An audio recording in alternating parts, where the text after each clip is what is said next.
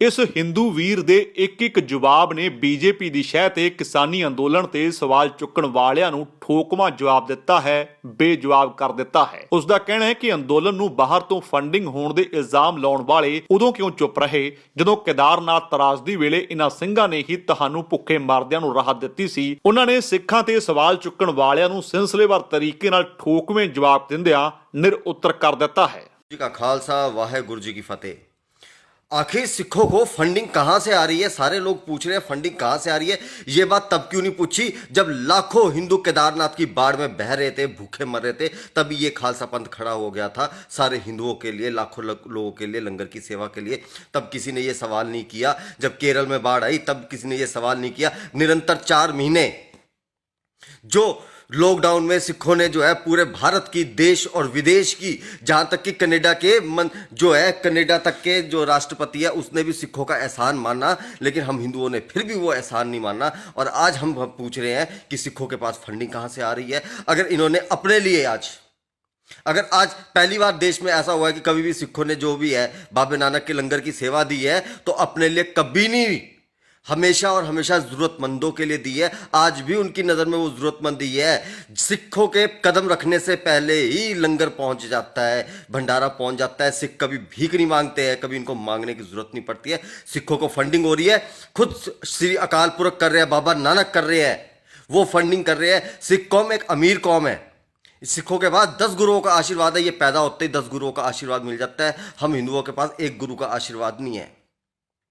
ये फर्क है सिखों और हम में। हमारे बोला जाता है कि 10 जन्म लेने के बाद तुम्हें एक गुरु की प्राप्ति होती है, लेकिन सिख जी धर्म में जैसे ही पैदा होते हो ना, सीधा 10 गुरुओं की प्राप्ति हो जाती है। ये फर्क है।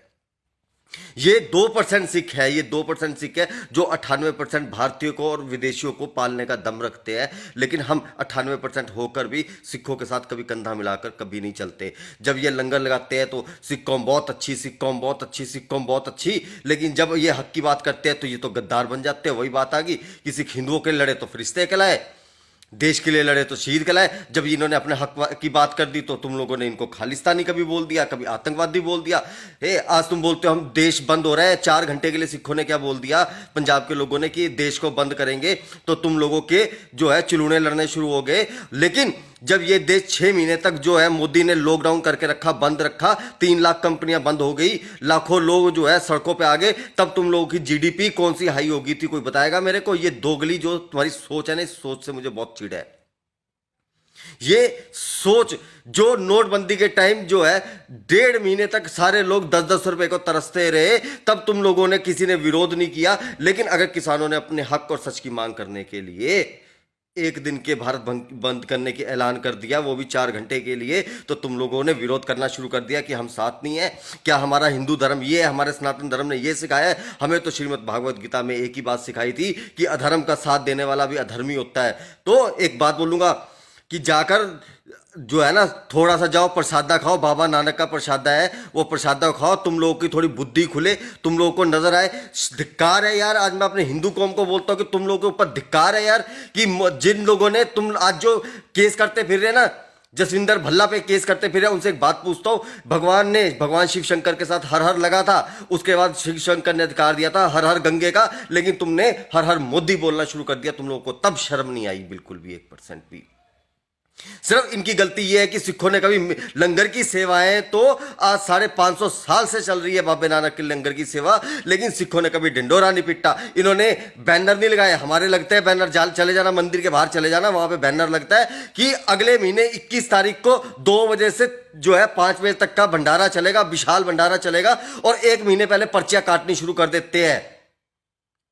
यहां पर जाओ, मंगल रात का जो है मंदिर, यहां पर मैं गया उस दिन, वहां पे क्या हो रहे, कहते हैं कि जिन्होंने पर्ची कटाई है उनको सिर्फ एक एक पूड़ी मिलेगी। ये सच्ची बातें जाकर देखो, ये लंगरों के हाल है। ये चिंदी चोर की तरह एक तो हम लोग जो है सेवाएं करते हैं, उसमें भी एक महीना पहले पर्चियां काटनी शुरू कर देते हैं। हमें अपने आप को सोचना चाहिए, ना कि हमें सिखों के ऊपर प्रश्न उठाना चाहिए। ये सेवाएं तो निरंतर चल रही है। आज तुम लोगों ने साबित कर दिया कि सिख अगर हमारे को बोलते हैं कि हम हिंदुओं से अलग नहीं है, जमीन और आसमान का फर्क है।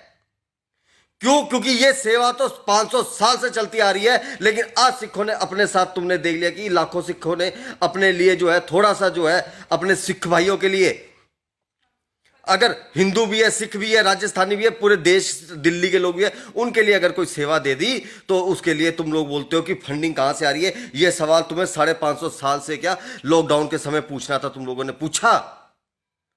आज बोलते हो कि नहीं ये इनके सेवा आ रही, इनको पाकिस्तान फंडिंग कर रहा है। सिख जो है ना, पूरे सिख अमीर कौम है, अमीर धरती के राजे हैं ये, समझे।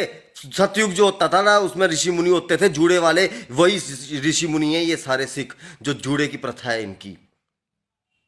तो ये फालतू बकवासबाजी अपनी बंद रखो, ठीक है ना। और जो लोग सवाल कर रहे हैं 10 रुपए की, जिन लोगों ने मक्खी खरीद कर मारकर नहीं मारी होगी, वो लोग बोलते हैं कि आज सिखों ने जो है कहां से इनके पास फंडिंग आ रही है। तुम्हारी औकात है पूछने की? मुकाबला है तुम्हारा? सिखों की दरियादली का जो है ना, विदेश तक ढिंडोरा पिटा हुआ है। और हम लोगों के मजाक जो है ना, अगर मैं बताऊंगा ना, किसी दिन बताऊंगा हमारे धर्मस्थलों में कैसे मजाक है। अरे हम लोग तो मर जाए, अभी मैं मर जाऊंगा ना, साला मेरे घर वालों को आफत पड़ जाएगी कि लाखों रुपए दफनाने के लिए, क्रियाक्रम करने के लिए कहां से लेकर आए। हमने जो अपने धर्म की लूट खसूट बनाई हुई है ना, बस फर्क ये है किसी की ईमानदारी से चले तो तुम्हें लग रहा है ये बाबे नानक का लंगर है, इस पे किंतु परंतु ना करो, तुम्हारे खुद के घरों के बर्तन खाली खड़कने शुरू हो जाएंगे, याद रखना। वाहेगुरु जी का खालसा, वाहेगुरु जी की फतेह, जय माता दी। ਬਿਊਰੋ ਰਿਪੋਰਟ ਸਿੱਖ ਨਿਊਜ਼ ਐਕਸਪ੍ਰੈਸ। ਜੇਕਰ ਤੁਹਾਨੂੰ ਸਾਡਾ ਇਹ ਉਪਰਾਲਾ ਚੰਗਾ ਲੱਗਾ ਹੈ ਤਾਂ ਇਸ ਨੂੰ ਲਾਈਕ ਕਰੋ, ਸ਼ੇਅਰ ਕਰੋ ਅਤੇ ਸਾਡੇ YouTube ਚੈਨਲ ਨੂੰ ਸਬਸਕ੍ਰਾਈਬ ਕਰੋ।